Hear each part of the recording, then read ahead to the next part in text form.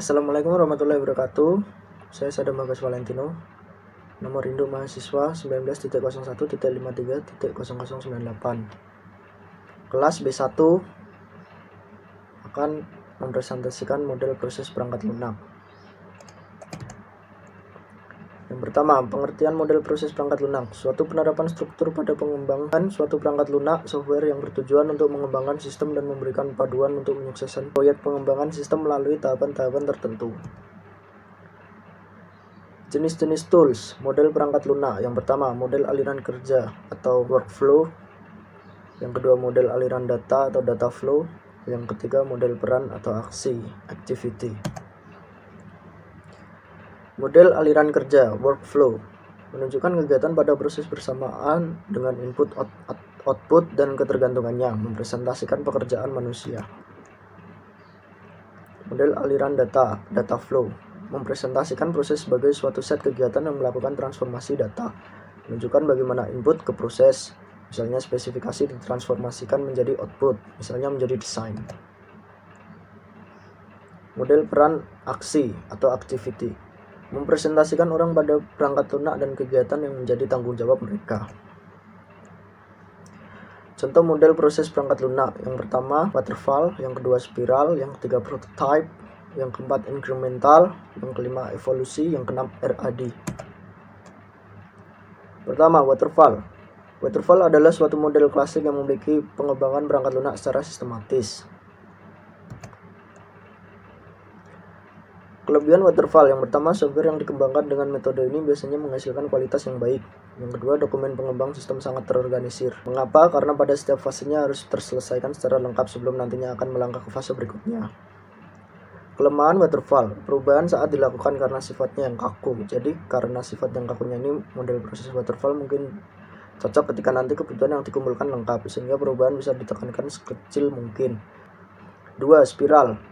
Model spiral adalah model proses dari software yang evolusioner dan dapat merangkai dengan sifat yang interaktif dari prototipe dengan cara kontrol dan aspek sistematis dari model sequential linear.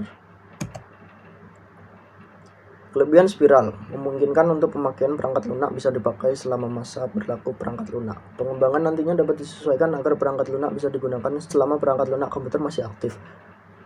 Kelemahan spiral, sulit untuk meyakinkan pelanggan bahwa pendekatan evolusioner ini bisa dikontrol.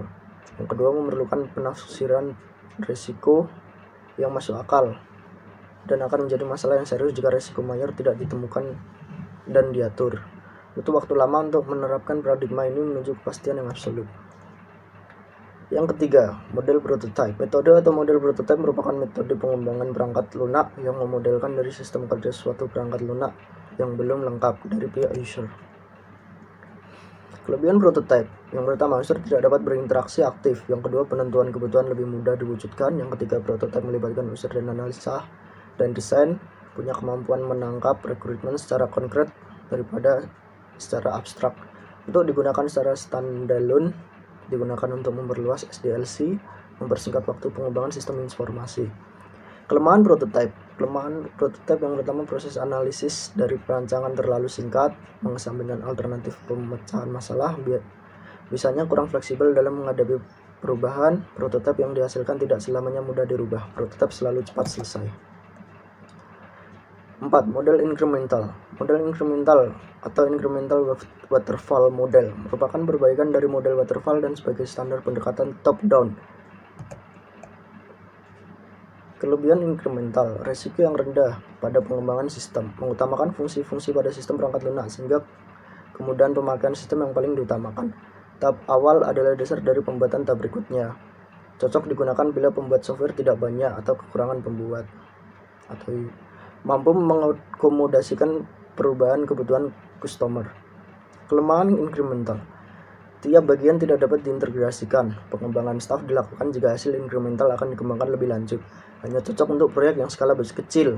Kemungkinan tiap bagian tidak dapat diintegrasikan. 5. Model evolusi. Model evolusi adalah sebuah model yang berulang-ulang. Model ini memiliki karakteristik yang memungkinkan pada programmer mengembangkan perangkat lunak menjadi semakin lengkap di tiap versinya. Kelebihan evolusi meningkatkan kemampuan dan memimpin mengatur suatu pengembangan diri, menciptakan suasana yang sadar akan kualitas suatu produk. Fungsi inti dari quality control dalam perusahaan besar pada tingkat lokakarya, meningkatkan kebersamaan untuk mencapai suatu hasil, semangat kerja karyawan, meningkatkan kualitas dengan biaya efektif, membebaskan manajemen pekerjaan. Shop floor adalah lokasi terbaik untuk mengidentifikasi masalah. Kelemahan evolusi, intensitas pekerjaan meningkat. Pertama, masalah akan meningkat karena masalah akan lebih banyak daripada yang diperkirakan. Manajemen perlu berkomitmen untuk sistem yang berkualitas. Jika sebuah solusi dari sebuah masalah tidak dapat diterapkan, maka itu bisa membuat frustasi pada pekerja. Dapat memiliki efek negatif pada hubungan industri, dapat fokus pada masalah duniawi. 6. Rapid Application Development atau RAD adalah sebuah model proses perkembangan perangkat lunak sequential linear yang menekankan siklus perkembangan yang sangat pendek, kira-kira 60-90 hari. RAD atau Rapid Application Development, kelebihannya yang pertama, lebih efektif dari pengembangan model waterfall atau sequential linear dalam menghasilkan sistem yang memenuhi kebutuhan langsung dari pelanggan. Cocok untuk proyek yang melakukan waktu yang sangat singkat. Model RAD mengikuti tahap pengembang tidak perlu membuat dari awal, sehingga waktu pengembangan menjadi lebih singkat dan efisien. Kelemahan RAD, tidak semua aplikasi sesuai untuk RAD bila sistem tidak dapat dimodulkan dengan teratur. RAD tidak cocok digunakan sistem yang mempunyai resiko teknik yang tinggi, membutuhkan tenaga kerja yang banyak untuk menyelesaikan sebuah proyek dalam skala besar. RAD menuntut pengembangan dan pelanggan memiliki komitmen di dalam aktivitas rapid fire yang diperlukan untuk melengkapi sebuah sistem di dalam kerangka waktu yang sangat diperpendek. Jika komitmen tersebut tidak ada, proyek RAD akan gagal. Sekian dari presentasi saya. Jika ada kesalahan mohon dimaafkan. Wassalamualaikum warahmatullahi wabarakatuh.